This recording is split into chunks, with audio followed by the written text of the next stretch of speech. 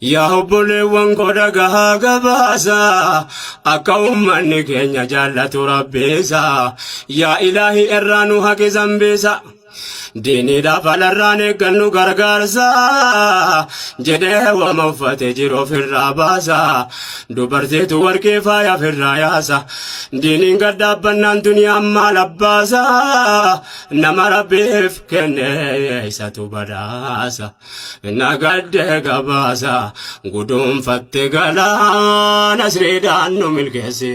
ikaraan keetu caala ajabaka hunda himna jechuute saa waliin keenya alhamdulillahi tola rabbi keenya durillee seenaadhaan himamnaan nageenya ajaa'iba gumii dubartoota keenya warqee akkas jaallattu yaaftee lafa keenyaan diiniyaaf gumaachinaan agarre jakeenyaan du'aa'ii hakadhannuuf obboleettoowwan keenya rabbiin nuuf dhagahaa beeka haajaa keenya achitti taffisuutaaf basa jabeenya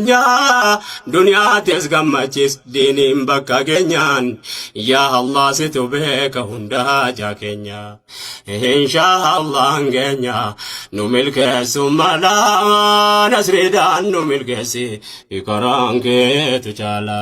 alhamdulillahi wa rabbi nuuf kenne yaa namticha waan qabu rabbi isaatii kenne yaa rabbi tarjoome mu'mina waan qabne yaa rabbati kenniif namticha siif kenne kana dursee naadhaan himnaan naggeeffanne taarika islaamaa duraanii yaadanne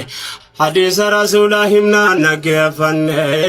ijara karaa rabbii irratti duniyaa kenne rabbiin jaraaf kenne fi maqaamil haalaa nasridaan nu milkeessi karaan keetu caala gaafa duula Tabuuk taarika